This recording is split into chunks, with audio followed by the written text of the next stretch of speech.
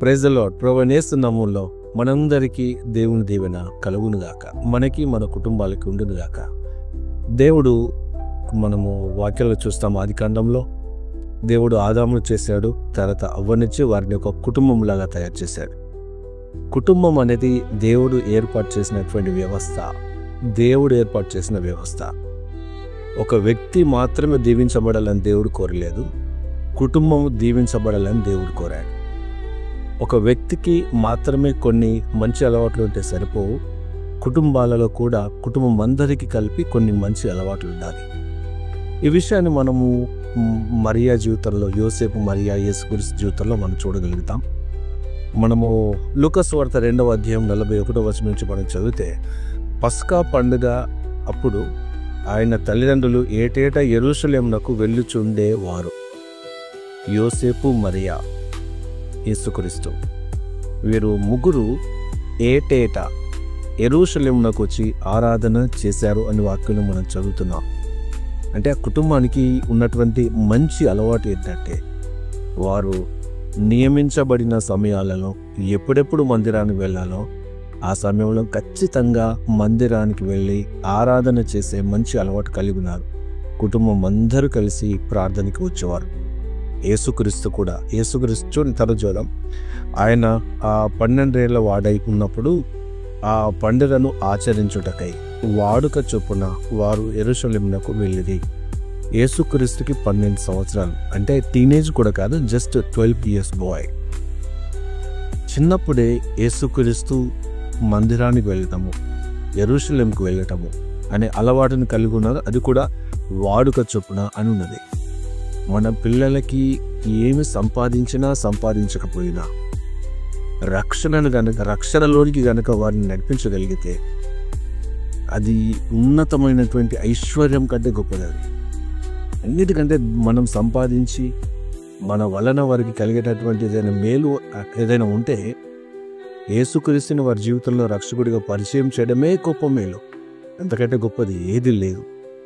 ఈ లోకంలో ఏది సంపాదించినా ఇక్కడితోనే ఆగిపోతుంది.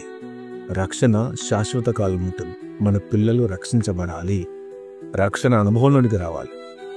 అది జరగాలంటే యేసుక్రీస్తులాగా చిన్నపిల్లలప్పటి నుంచే మందిరానికి వెళ్ళి అలవాటు కలిగి ఉన్నారు. పిల్లల్ని మందిరానికి తీసుకురావడం ఎప్పుడు నిర్లక్ష్యం చేయకూడదు. చిన్ననాటి నుండి ఈ ట్రెండ్ను ఫాలో అవుతున్నారు, లోకం ఫాలో అవుతున్నారు, తర్వాత తెలుసుకొని వస్తారు ఎన్నోనో. బాలుడు నడవలసినటువంటి మార్గమును చిన్నప్పుడే నేర్పించాలని వాక్యంలో ఉంది. ఆ తర్వాత చూడండి 43వ వచనం.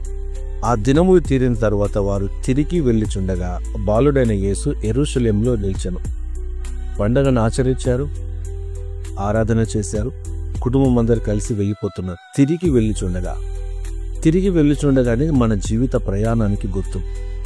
మనం ప్రయాణం చేసి యేసుక్రీస్తు అను గురి దగ్గరికి వెళుతూ ఉన్నాం, తిరిగి మన ఇంటికి వెళ్ళాలి. మనం తిరిగి వెళుతుండగా ప్రభువు వారిలో లేడు, ప్రభువు ఆ కుటుంబంలో లేరు, ప్రభువు వారి మధ్యలో లేరు. ఆ విషయాన్ని వారు గమనించలేకపోయారు. మన అన్నిటికన్నా ముఖ్యంగా మనం make sure that Jesus is with us, in us. మనలో క్రీస్తు దేవుడు ఉన్నాడు, రక్షించబడ్డాము అనే విషయాన్ని మనం కన్ఫర్మ్గా కలిగి ఉండాలి. అన్నిటికంటే ముఖ్యమైనది మన తిరుగు ప్రయాణంలో దేవుని దగ్గర వెళుతుండగా, ఈ జీవిత ప్రయాణంలో క్రీస్తు ఉన్నాడా, మనం రక్షించబడ్డామా, మనం దేవునిలో ఉన్నామా, భక్తిలో ఎదుగుతున్నామా?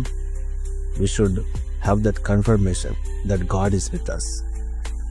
వారు గమనించలేదు, యేసుక్రీస్తు వారితో లేడు అనే విషయాన్ని వారు గమనించలేకపోయారు.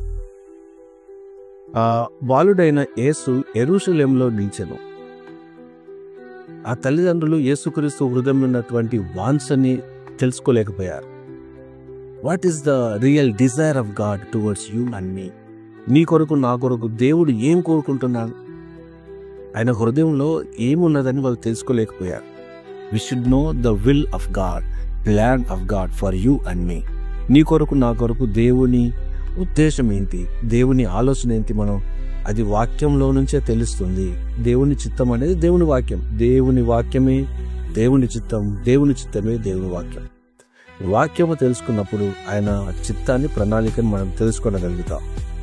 44వ వచనం. ఆయన తల్లిదండ్రులు ఆ సంగతి ఎరుగక ఆయన సమూహంలో ఉన్నాడని తలంచి ఒక దిన ప్రయాణము సాగిపోయి తమ బంధువులలోనూ నిలవైన వారిలోనూ ఆయనను వెతుకుచుండెని. They were searching for Jesus in wrong place. యేసుక్రీస్తు ఎక్కడ లేడో అక్కడ వెతుకుతున్నారు. ఈ లోకంలో ఉన్నటువంటి అన్యులైనటువంటి వారందరూ దేవుణ్ణి చెట్లలో, గాలిలో, ఈ ప్రకృతిలో వెతుకుతున్నారు. అలా వెతికి చుట్టుపక్కల ఉన్నటువంటి ప్రకృతిని ఆరాధించడం మొదలుపెట్టారు. కానీ దేవుడు లేడు అక్కడ. దేవుడు ఆత్మస్వరూపి. ఆత్మతో సత్యముతో వెతికితే ఆయనను మనం గ్రహించగలుగుతాం. సువార్తను దేవుడు వారికి వినిపింపచేస్తున్నారు. ఆ సువార్తలో ఉన్న సత్యమును వారు గ్రహించలేకపోతున్నారు. అంటే దేవుడు వారిని పిలుస్తున్నారు. వారిని దేవుడు సువార్థికుల ద్వారా, కాపరుల ద్వారా, సేవకుల ద్వారా, క్రైస్తవుల ద్వారా దేవుడు వారిని పిలుస్తున్నారు, కానీ వినలేకపోతున్నారు. దేవుడు లేని చోట వెతుకుతున్నారు, దేవుని వైపు తిరగటం లేదు. మనందరం ఇప్పుడు దేవుని వైపు తిరిగి దేవుని ఆదరించగలుగుతున్నాం. గొప్ప ధన్యత. దేవునికి మహిమ కలుగును గాక. తరువాత 45వ వచనం, ఆయన కనబడినందున ఆయనను వెతుకుచు యెరూషలేమునకు తిరిగి వచ్చిరి. Finally they came to Jerusalem to find Jesus. యేసుక్రీస్తు దగ్గరికి మళ్ళీ వచ్చారు. అప్పుడు యేసుక్రీస్తు వారికి కనబడ్డారు. యేసుక్రీస్తుని తీసుకొని వెళ్ళారు. ఆ తల్లిదండ్రుల వల్లే మనం కూడా దేవుని దగ్గరికి వచ్చినప్పుడు we will find an answer for every problem. ఒక దినం ప్రయాణం చేశారు కదా, కన్ఫ్యూజ్ అయ్యారు, కలతపడ్డారు, బాధపడ్డారు, అబ్బాయి కనబడలేదని. ఆ ప్రాబ్లంకి సొల్యూషన్ యెరూషలేములో దొరికింది. యేసుక్రీస్తు దగ్గరికి వచ్చినప్పుడు ప్రతి సమస్యకి పరిష్కారం దొరుకుతుంది. ప్రతి సమస్యకి దేవుడు ఆలోచన చెప్తాడు, మార్గమును చూపిస్తాడు. కాబట్టి దేవుని వాక్యం ఉన్నటువంటి సత్యమును మనం వెతకాలి. ఆ సత్యమే మనల్ని స్వతంత్రంగా చేస్తుంది. సో మనం రక్షించబడాలి. రక్షణ అనేది ఖచ్చితంగా మనం రక్షించబడ్డాము లేదా, we should have that confirmation. రక్షణ అంటే ఏంటి?